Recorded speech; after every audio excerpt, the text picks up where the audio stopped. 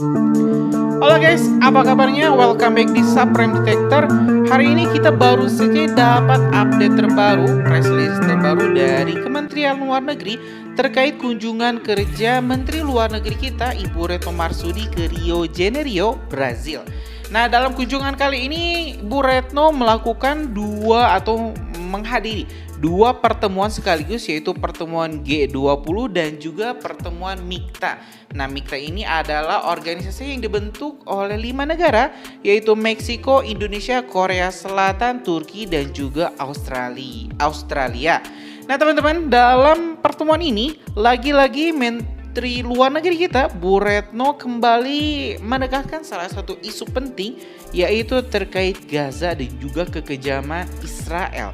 Selain itu, Bu Retno juga membahas terkait kondisi ekonomi global dan juga posisi Indonesia sebagai leader dari negara-negara berkembang saat ini. Nah, teman-teman semua, untuk itu kita bakal langsung saja simak ini pernyataan langsung dari Menteri Luar Negeri kita, Ibu Retno Marsudi. Selamat menyaksikan. Rekan-rekan media yang saya hormati, saya baru saja menyelesaikan kunjungan selama kurang dari 30 jam di Rio de Janeiro, Brazil untuk menghadiri dua pertemuan besar, yaitu pertemuan tingkat Menteri Luar Negeri G20 dan saya juga memimpin pertemuan tingkat Menteri Luar Negeri kelompok negara MIKTA. Saya mulai dengan pertemuan tingkat Menteri Luar Negeri G20. Presidensi G20 Brazil merupakan lanjutan dari rangkaian kepemimpinan negara berkembang di G20 dan mengangkat tema Building a Just World and a Sustainable Planet. Pertemuan para Menteri Luar Negeri G20 kali ini terbagi dalam dua sesi. Sesi pertama membahas mengenai peran G20 dalam menangani ketegangan internasional yang sedang berlangsung, dan sesi ini membahas isu geopolitik dan peran kolektif dalam menyelesaikan ketegangan. Sementara sesi kedua membahas Global Governance Reform atau reformasi tata pemerintahan global, dan ini termasuk dalam prioritas presidensi G20 tahun ini.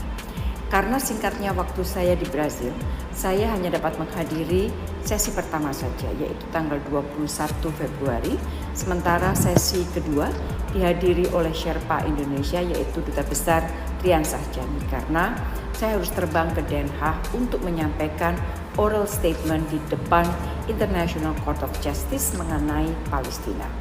Rekan-rekan media yang saya hormati, di dalam sesi pertama, saya angkat isu Gaza dan kekejaman Israel di Gaza. Isu ini penting untuk diangkat di G20, mengingat semua negara anggota tetap Dewan Keamanan juga merupakan anggota G20. Saya sampaikan bahwa kekejaman Israel di Gaza yang telah berlangsung selama 138 hari telah melampaui segala logika pembenaran. Lebih dari 29.000 orang Palestina dan ratusan orang di tepi barat telah dibunuh oleh Israel. Warga Gaza menghadapi ancaman genosida dan hidup di dalam neraka kekejaman Israel. Tidak ada tempat bagi mereka untuk melarikan diri, tidak ada akses untuk kebutuhan sehari-hari, dan pendeknya tidak ada harapan bagi mereka. Saya tegaskan kepada negara-negara G20 bahwa ini bukan hanya bencana kemanusiaan, tetapi mimpi buruk geopolitik atau geopolitical nightmare. Tidak hanya itu, dampak dari perang ini juga sudah meluas kemana-mana dan mengancam stabilitas serta keamanan global. Di dalam pertemuan G20, saya tegaskan 3 hal terkait peran kolektif yang perlu dilakukan. Pertama, terus mendorong gencatan senjata permanen dengan segera bagaimanapun caranya. Ini akan menjadi game changer paling fundamental untuk menghentikan pertumpahan darah dan krisis kemanusiaan, serta untuk menciptakan situasi kondusif menuju negosiasi two-state solution. Dengan gencatan senjata, kita mendorong Israel untuk berhenti melakukan pelanggaran hukum internasional yang terus dilakukan. Yang kedua, hindari double standard. Saya tekankan bahwa perlakuan kita kepada Palestina tidak boleh berbeda dengan perlakuan kita terhadap situasi-situasi yang lain. Saya meminta negara G20 tidak tinggal diam menyaksikan Israel menghancurkan rumah sakit, sekolah, dan kamp pengungsi. Saya juga desak negara-negara G20 untuk meningkatkan dukungan bagi Palestina, termasuk untuk UNRWA, dan justru bukan menghentikannya. Karena di saat inilah Palestina memerlukan solidaritas dan bantuan kita. Ketiga, menurunkan ketegangan global dan cegah eskalasi lebih lanjut. Saat ini banyak sekali ketegangan dan konflik yang terjadi di berbagai belahan dunia. Kita juga harus akui teknologi seperti senjata cyber, drone, dan AI juga menjadi ancaman baru bagi keamanan global. Oleh karena itu, Indonesia mendorong agar G20 dapat mengatasi masalah-masalah ini secara bersama.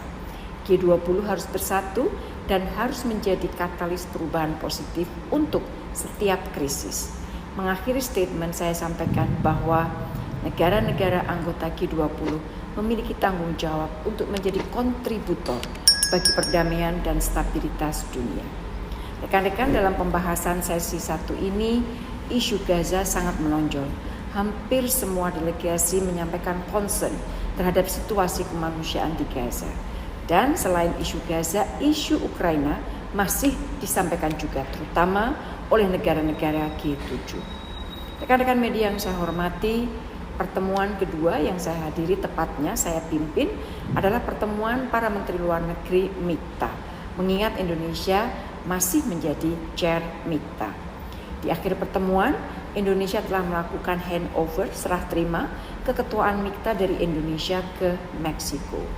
Keketuaan Indonesia di forum MIKTA telah berlangsung sepanjang tahun 2023 seiring dengan perayaan 10 tahun kerjasama MIKTA. Keketuaan Indonesia telah menoreh berbagai capaian termasuk pelaksanaan pertemuan para pemimpin MIKTA di New Delhi September tahun lalu. Pertemuan kali ini membahas mengenai situasi global dan bagaimana meningkatkan peran MIKTA sebagai positive force. Dan di dalam pertemuan MIKTA saya juga angkat mengenai situasi di Palestina. Saya sampaikan bahwa Indonesia sangat menyayangkan gagalnya upaya mencapai resolusi untuk gencatan senjata. Dewan Keamanan PBB berulang kali gagal mencari jalan keluar dari krisis ini.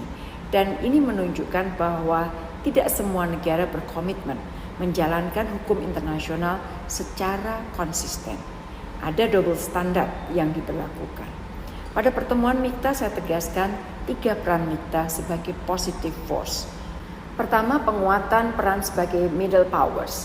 MIKTA harus memastikan bahwa suara MIKTA didengar dan dalam kaitan dengan Palestina, keputusan sementara ICJ, menjadi panggilan untuk terus menjunjung tinggi hukum internasional. Yang kedua, memanfaatkan keberagaman sebagai kelompok cross regional atau lintas kawasan. MIKTA harus berkontribusi untuk meredakan ketegangan di kawasan masing-masing, terutama sebagai convening power. Misalnya, saya berikan contoh peran Indonesia dalam mencoba terus berkontribusi menjaga stabilitas dan perdamaian di Asia Tenggara. Ketiga, menghasilkan lebih banyak proyek konkret untuk mengatasi tantangan global. Realisasi proyek konkret MIKTA akan meningkatkan peran MIKTA dalam global governance. Indonesia berharap di bawah keketuaan Meksiko, MIKTA dapat memperbanyak proyek seperti proyek peningkatan produktivitas pertanian dengan negara Afrika yang telah dilakukan Oktober tahun lalu. Indonesia juga mengusulkan pembentukan inovasi jaringan kesehatan digital MIKTA untuk meningkatkan akses pelayanan kesehatan. Rekan-rekan, pertemuan MIKTA telah menghasilkan joint communique yang intinya berisi komitmen bersama MIKTA sebagai positive force dalam penanganan tantangan global, kemudian keprihatinan mendalam atas situasi bencana kemanusiaan di Gaza, kondisi di Ukraina dan juga di Semenanjung Korea, kemudian pentingnya hukum internasional, sistem multilateral dan prinsip-prinsip piagam PBB, serta penguatan aksi bersama dan kolaborasi konkret MIKTA untuk berkontribusi bagi dunia dan termasuk juga di dalamnya meng-highlight berbagai capaian keketuaan Indonesia termasuk 15 joint statement dan pelaksanaan MIKTA Leaders Gathering yang pertama kali terjadi tahun lalu. Rekan-rekan media yang saya hormati, di sela-sela pertemuan saya telah melakukan 14 pertemuan bilateral, yaitu dengan Brasil yang dilakukan kemarin, kemudian hari ini dengan Saudi Arabia, Afrika Selatan, Deputi Sekjen PBB, Norwegia, Prancis, Kanada, Korea Selatan, Meksiko, Jepang, Amerika Serikat, Argentina, Mesir, dan juga Inggris.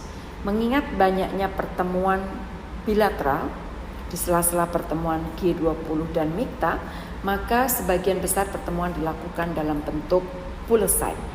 Dan sebagian besar pembicaraan di dalam pertemuan bilateral didominasi oleh isu Gaza, di mana Indonesia kembali menyampaikan prinsip-prinsip posisinya. Rekan-rekan media yang saya hormati, demikian tadi hasil kunjungan saya ke Rio de Janeiro, Brasil, kurang dari 30 jam.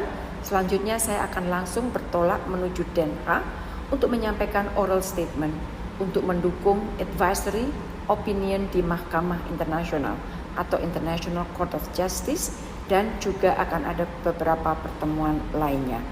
Hasil kunjungan ke Den Haag akan disampaikan dalam press briefing selanjutnya. Demikian, terima kasih. Ya teman-teman, kita ucapkan terima kasih kepada Bu Menlu, Bu Retno Marsudi yang telah sangat luar biasa dalam perjuangan diplomatisnya untuk memperjuangkan hak-hak bangsa Palestina dan juga kemerdekaan negara Palestina. Kita review sedikit teman-teman dari penyampaian Bu Menlu. Di ini G20, Bu Menlu babat habis ya teman-teman, semua negara-negara yang diam, terutama negara-negara barat yang malah menghentikan pendanaan untuk UNRWA. Ini organisasi kemanusiaan PBB yang khusus ya memberikan bantuan atau bertugas di Gaza, Palestina. Ini Bu Menlu benar-benar mengatakan bahwa stop menggunakan double standar atau standar ganda dalam melihat konflik di Gaza dan juga melihat konflik di Ukraina, di mana Barat ini melihat Ukraina ini sebagai negara terjajah, negara yang harus dibantu, sehingga mereka jor-joran memberikan alutsista, memberikan bantuan kemanusiaan untuk Ukraina. Tapi berbeda dengan yang terjadi di Gaza, di mana di sini kita melihat terjadinya sebuah pembersihan etnis, sebuah genosida nyata yang dipertontonkan kepada dunia, di mana hampir 30.000